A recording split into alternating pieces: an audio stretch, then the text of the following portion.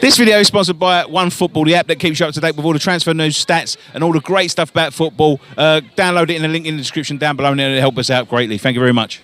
Gilkins, outside of London, standing West Ham fan TV. Mike, it's a bit of a funny game to review. That some good stuff, some bad stuff. Flip flops on at the end. Yeah, I thought it was a flip flops on game before the game. To be honest, didn't turn out like that in the performance, but it's just like it was a nothing game, and it just looks like season's now just petering out into nothing. But I was just trying to work out when was the last time we actually managed to keep a clean sheet.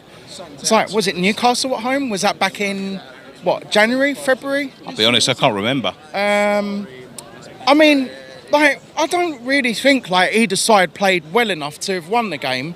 But once again, we stood here for second week in a row talking about a controversial refereeing decision that's cost us a game, because it said that the goal, the Perez second goal, was onside. It should have been. I'll be honest. I mean, I haven't seen it back, obviously, but it looked offside to me. But I don't know. At the time when he scored it, I thought, some people were celebrating, some people sat down. I just sat down. I thought, and then when obviously, you read it and then you see that, they're saying, oh, it's onside. It's frustrating, but I don't think either side really had any kind of cohesion, togetherness. It just looked like a really like end of season kickabout in the park. Yeah, pretty much. I mean, not really. We didn't really look that adventurous. I mean, no, we tried, but I mean, why is it that we can't defend? Why is it that we can see it from where before the goal happens? I could see it happening,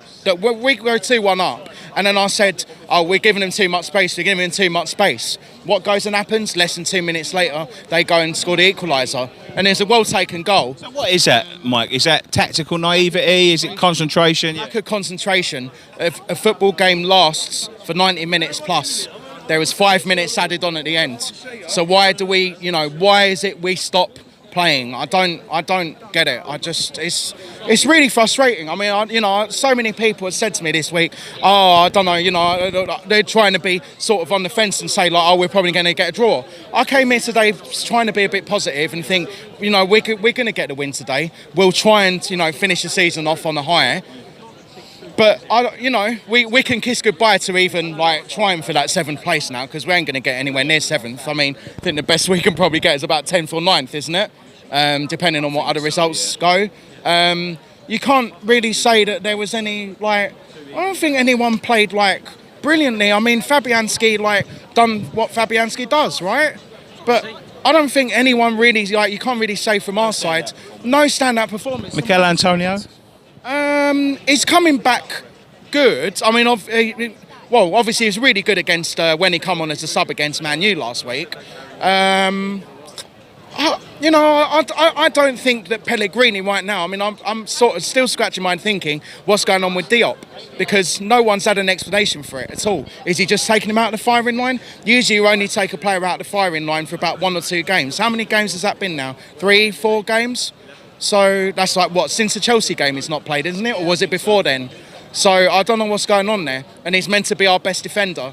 That's I'm not taking anything away from Ogbonna, because Ogbonna, since he's had to come back in, he's played. Maybe well. That's the sort of. Do you know what, Nicky? I think essence in the squad where you have to work back for your place. Personally, I think just going back to the performance, I think there's a lot of complacency out there. There's a lot of. And then again, Anderson he can't have 2 good games in a row. He's I don't know. Again, I don't think he even. Well, I mean, where is his best position? I don't even know where is his best position. As a number 10 or on the wing, or even try pushing him. Even I don't know, play him up front. Maybe I don't know. I mean, even and I know a lot of people it was interesting when Arnautovic come off. I know he's a West Ham player, but I didn't clap him because I think the guy needs to leave. I think he's pulling the rest of the team down. One thing I will say is a guy sat next to me, guy sat behind me when Perez came on, booed him. Why would you boo, even if they don't like a player, why would you boo one of our own players? I don't quite get that. But look, there's nothing, no positives to take out of this game today, unfortunately. That's, nothing really much else to say.